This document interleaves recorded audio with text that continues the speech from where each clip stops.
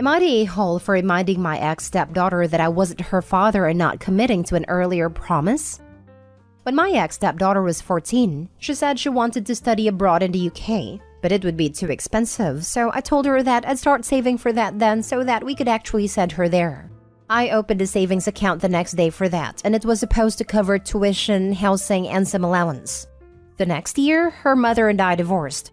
I still tried to maintain a relationship with her, but that ended quite sour when she said I wasn't her father, and I should stop being involved as if I was. I said alright, and that the ball would be in her court then and we never saw each other again. That was until 2 days ago. She, 19, came knocking on my door. I invited her in. We sat down and she asked me if I remembered that promise I'd made her when she was younger. I asked which one, and she said the college fund one. I said I did remember, and she said she wanted some of that money right now to cover expenses and that she'd use the rest to actually study abroad next year. In case you forgot, this was the first time we'd spoken for 4 years. So I told her that since we lost contact, I repurposed that money a long time ago, so there was unfortunately nothing there to give her. She was rather unhappy about that, and said something around the lines of, "Figured, you were always full of it. So much for I'll always be there, Dad." A call back to when we told her about the divorce and I said I would still be in her life and she could still call me Dad. This obviously upset me, so I responded with the fact that she stonewalled me after the divorce and reminded her that I wasn't her father like she'd said, so she had no right to complain. She left afterwards and I got a call yesterday from her mother cussing out for ain't being it. Am I the a-hole? Now for the top comments. Not the a-hole. It's pretty ridiculous of her to expect that the money would still be waiting for her after pretending you didn't exist for 4 years. She made it very clear that she didn't want a relationship after the divorce, and yet she still expects to reap the benefits you promised when you were close?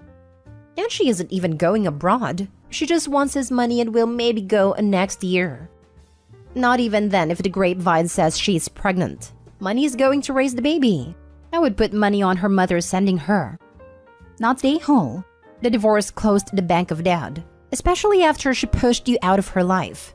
You, as your stepfather, I'll save for your tuition. Divorce happens. She, you're not my father. Begone. Adios. You, okay, call if you change your mind. Hint, she did not. 4 years later, she, where is my money? The entitlement is really, really strong with her. Not the a-hole. She's just being opportunistic. She knew how to find you, right? She could have sent a message to you anytime in the past 4 years but waited until she wanted some cash. Next story. Am I the a-hole for telling off my wife because she promised my time for this coming weekend? My wife, 35 female, and I, 36 male, have a 5-year-old son. We both work full-time, but my wife sometimes needs to work on weekends, maybe 2 to 3 weekends a month. I enjoy the time alone with my son when she is at work on weekends, as I think it really gives us time to bond, just the two of us. But my wife has a habit of arranging playdates and other activities for the days that she works on weekends. I find it incredibly disrespectful to me, and I have told her many times that I don't like her doing it. This coming weekend, she has to work on Saturday. Last night, she told me that our son asked if he could have some friends from his kindergarten class over this weekend. She agreed and they invited a few friends over to play on Saturday. When she told me, I got mad at her. I told her it was BS that she promised my time like that, when she isn't going to be here. I told her it's not right that she offered me to supervise multiple kids like that without talking to me first. She asked if I had anything planned, and I told her that no, I did not have anything planned, but that's not the point. She said that we shouldn't be discouraging our son from wanting to be social and we should be happy as making friends. When she realized how upset I was, she offered to cancel with the other parents or try to reschedule. But she said that our son was really looking forward to having friends over and she didn't want to disappoint him. I felt like that was a low blow because then it makes me the bad guy if I tell her to cancel. So I told her that we can go ahead with the play dates but that I am taking all day Sunday for myself. I told her that I don't know what I'm going to do yet, but that she's going to be fully responsible for our son that day. I told her that I don't care if all I'm going to do is sit and watch football all day but that she gets to be the one to watch our son. She got mad at me because that's her only day off all week and she just wants to relax too. I told her that's not my fault. and that if she wants to promise my time on weekends, that I should at least get to decide when I want time for myself. She told me I'm being petty, and that my son and his friends will be fine playing by themselves for the most part. She said it will only be for a few hours, and she already told the other parents that we aren't going to be feeding them dinner or anything like that. So all I have to do is make sure no one gets hurt. I told her that next time she wants to arrange a playdate, that she can schedule it for when she's able to at least help or talk to me first. I reminded her that this isn't the first time she's done something like this, and that I'm tired of her scheduling my time for me like I'm her employee. She thinks I'm blowing this out of proportion. And since I don't have anything planned, it's not that hard to just sit around the house and watch kids play for a few hours. Not the a-hole. How would she feel if you volunteered her time before even asking her about it? I think the best way to handle this, if she's unwilling to budge on at least talking to you first, is to give her a taste of her own medicine. You're equal partners, and while care for your child is implied and joint, that doesn't extend to dropping other kids on one another. It's rude as heck, and not respectful of each other's time. You're justified in your irritation. At least get her to a point where she discusses it with you first. He did. He volunteered her to watch her own son that Sunday so he can get some rest too. And she got angry. He's not the a-hole. She can dish out his time, but he can't do it to her. They don't seem to be communicating well, but she needs to respect his time as well. That was a more petty and reactive way to manage it. It doesn't really establish the point for her. These situations tend to work out better if you can recreate the full conditions almost entirely, let her get mad about it, and then draw her attention to the immediate parallel. Doing this while she's already feeling defensive over the situation will just make her more defensive and doesn't really establish the point in a constructive manner. Psychology is our friend. Not the a-hole. My husband and I did not volunteer each other for things. I don't even make myself an appointment that will leave him on the spot on an evening or weekend without consulting him first, and he does the same for me. Yes, I'd like to set up a playdate for X time. Let me check with my husband first to make sure we have a clear schedule, and then doing that is not that hard. Right. Who volunteers someone for something, not knowing if they even have plans, or don't have plans? It's not your life, it's theirs. My wife did this to me exactly once in our relationship where she didn't consult me beforehand. What she didn't know was that I had a roof install scheduled for work. I had to delay and ended up losing the contract just asking for it. Lost about $3,000 because of the situation. Not the a-hole. I actually think you should have let her cancel the playdate. She's doing this because she gets all the credit and none of the work. All the parents are thanking her and telling her how thoughtful she is. She gets to feel like a good mom while you do the work. Not cool. This will only stop when you actually start making her cancel these plans. Until she has to feel the embarrassment of going back on her promise, she's never going to stop. Next story. Am I the a-hole for telling my friend she should work less if she wants more time with her husband? About 7 months ago, my friend Tori, 34, female, began to vent to us about some of her marital problems. Namely that her husband, Jack, 35, male, doesn't have time for her. At first, we let her vent and just listened to her and gave her support. I know that Jack is a stay-at-home dad that works part-time from home, and Tori's pretty big into her career. At the time, I didn't question how things were when she got home because I just wanted to listen to her. Since then, she's had the same complaints every time we see her, and some of our friends started to offer her advice. Like tell Jack how he was hurting her feelings, and tell him what she needed from him. It sounded like good advice. This year, our kids are in the same kindergarten class, so Jack, myself, and another friend have been taking turns carpooling the kids. Whenever I drop their kid off and take them inside, I would always see Jack finishing up cleaning, laundry, cooking, and other household chores. Tori also now has 2 nights a week where she either comes to one of our houses after work, or she goes out with her coworkers after work. Yet when we see her, she still has the same complaint about Jack not having time for her. This last time I saw Tori, some of our friends had started to talk down about him to her about the whole situation.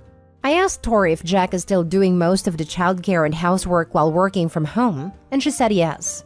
I asked her if she gets paid overtime for working so many hours that they need the money, and she said no. She's on salary, but she wants to get to the next level.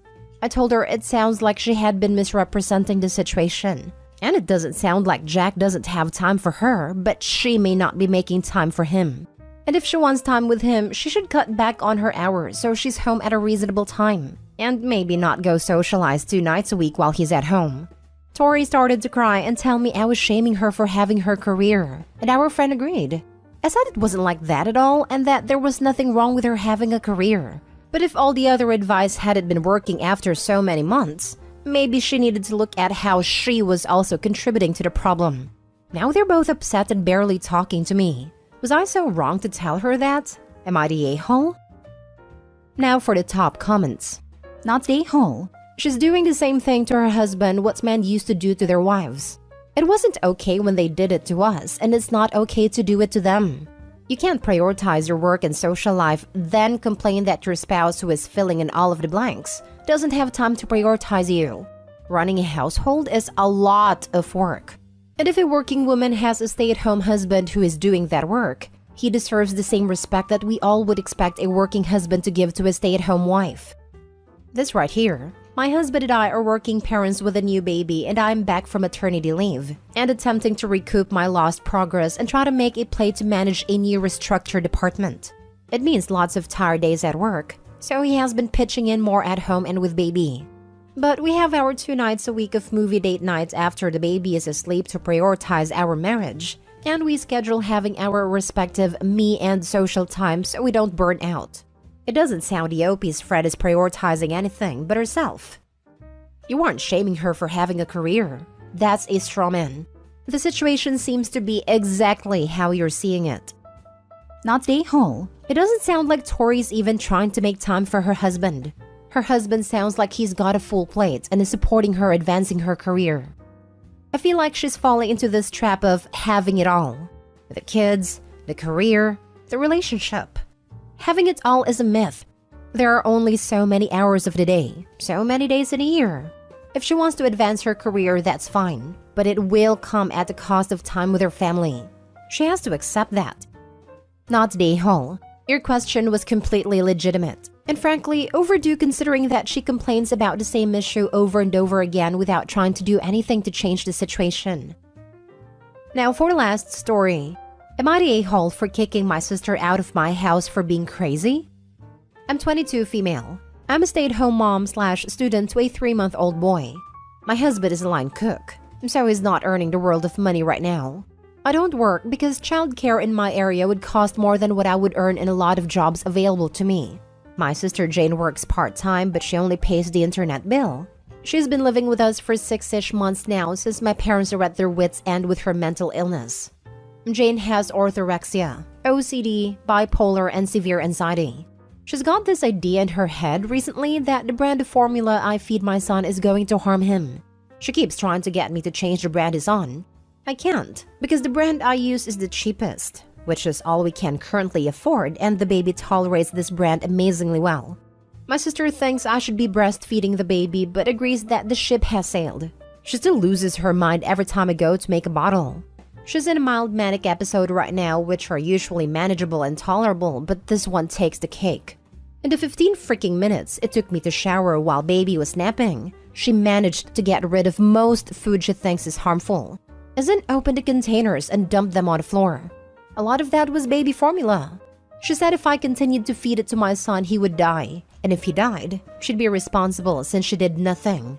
I lost it and ripped her a new one. I told her she's absolutely insane, and that she belongs in a secure home or something where she can't harm other people, etc, etc, etc. I told her she's super crazy, and to get the heck out of my house before I destroy everything she owns to see how she likes it. My parents dropped over the half-used spare formula from their house, but they think I'm being harsh on my sister and that even I've gone a bit too far here. My husband agrees, but also agrees with me that our son needs to eat and my sister needs help. He thinks I went too far insulting her mental health. Am I the a-hole? Not the a-hole. Your sister is your parents' responsibility. Your son is yours.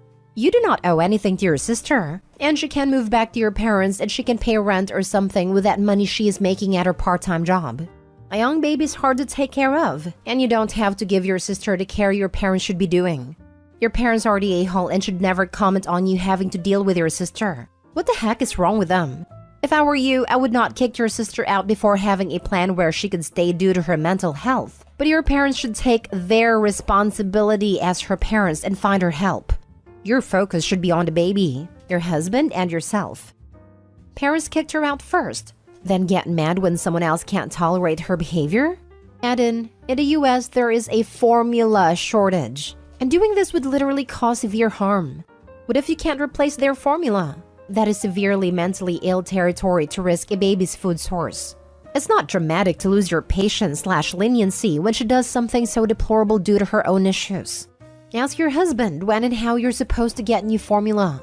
Then ask him if you overreacted. OP, don't let her back into your home. This is too much for your own family unit. Your parents only think you're being too harsh with your sister because they don't want her moving in with them. Especially with the formula shortage over the last 2 years, I would go into a rampage if anyone destroyed my baby's source of food that was scarce and expensive. I truly hope your sister can get the help she needs, but you're not the one who should be obligated to help considering you gave birth a few months ago. Your parents are a-holes for insisting you care for her while you are juggling an infant, school, and home. Not a-hole. This isn't just a manic episode. That's psychosis. That's a full-blown delusion. Not a-hole, your infant isn't safe around her.